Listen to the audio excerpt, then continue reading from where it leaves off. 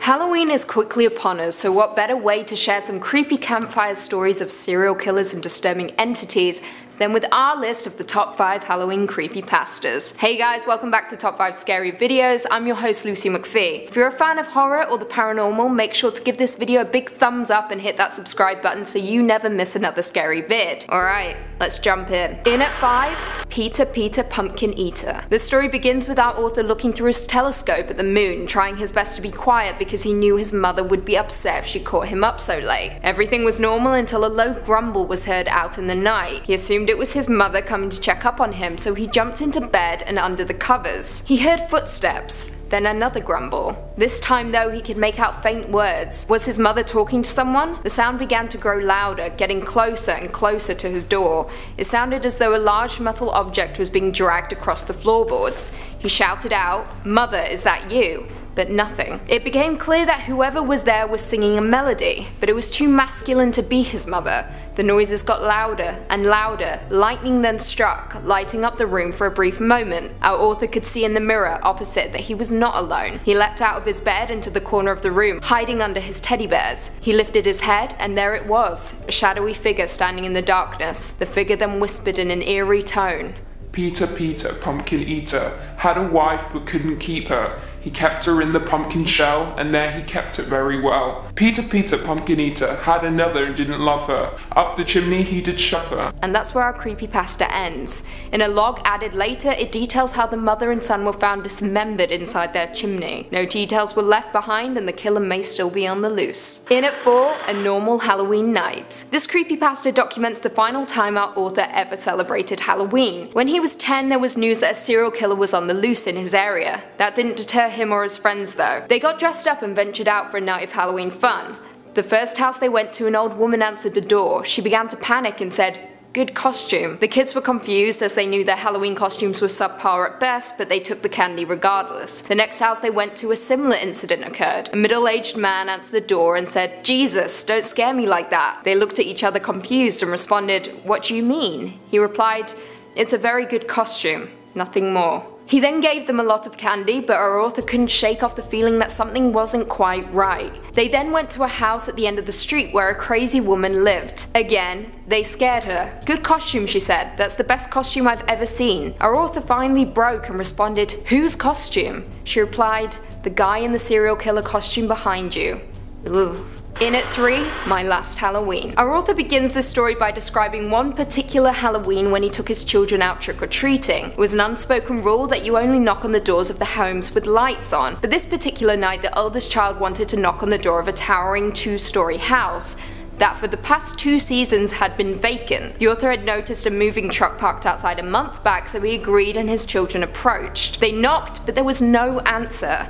After a moment or two, the door slowly creaked open and a voice beckoned, "Trick or treat." The children cheered. The father felt something was off though and approached before the voice rang out again. "I choose both." 2 hands then appeared, pulling both of the children inside. The door slammed shut and our author pounded and pounded, but there was no response. He then proceeded to kick down the door, shouting out to his children.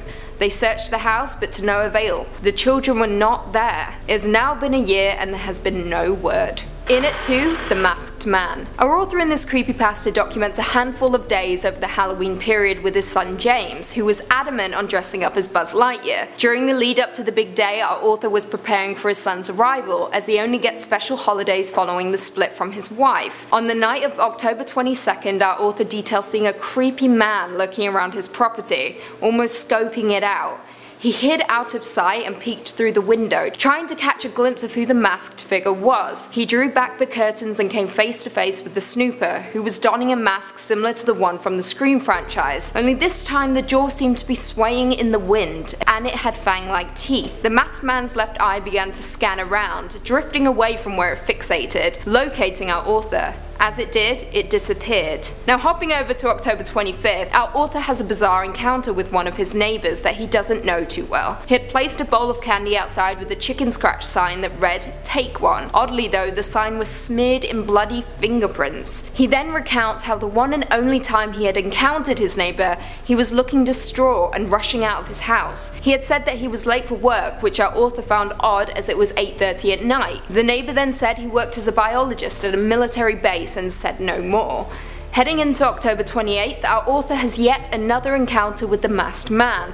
This time though it was much more sinister. Our author recalled hearing the sound of a cat screeching. He approached his window and saw the masked man, only this time its entire body. It ran like an ostrich. It was spotted with spindly hairs and blue veins, and its head appeared to be decomposing. The cat hopped a fence and the masked man followed, effortlessly leaping after it. It's now the night of the 30th. At 12:15 AM, our author hears an aggressive knock at the door. He answers. It's the neighbour, but not the creepy one, the one who lives behind him. He accuses him of scaring his wife with that creepy mask.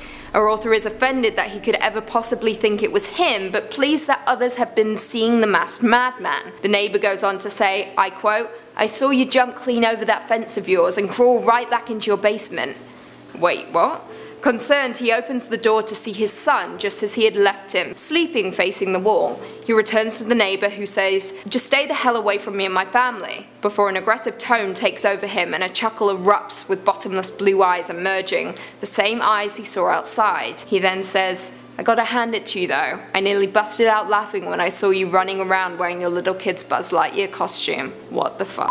In at 1, Trick or Treat. Now this creepypasta opens with the line, "Don't bother trying to find it. You won't find anything about the name of the town or what happened here." Yikes. I'm not sure I want to proceed, but let's proceed. The author begins by taking us back to All Hallows Eve in the old country, and how they were the first to celebrate the occasion as a holiday. He describes how the natives were confused by their behaviour at this time of year, but left them alone out of fear. On this night they went out on their settlement, collecting apples and tarts.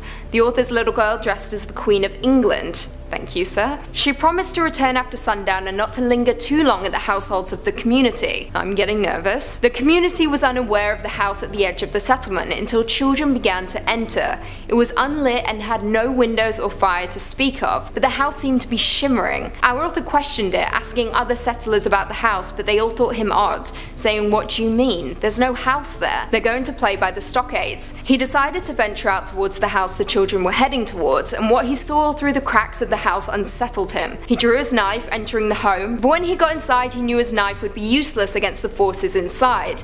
There he saw a black cloud, entering the nose and mouth of his daughter, as well as the rest of the children from the settlement. But before he could react, the black smoke entered him, and before he knew it he was outside of his body, watching on at the horrors around him. They were led back to the settlement and to the meeting hall. Parents embraced their children happily, and this is what led to the destruction of their little community. They absorbed them all. And this creepypasta is a warning to read the signs and not stray into the settlement known as Roanoke. Phew, I'm glad that's over. What do you guys think? Any of these scare you? Are there any we missed on our list? Let us know in the comment section down below and perhaps we can do a part 2. While you're down there, make sure you hit that subscribe button and turn on notifications so you can be notified whenever we post a new scary vid. And until next time, see you later.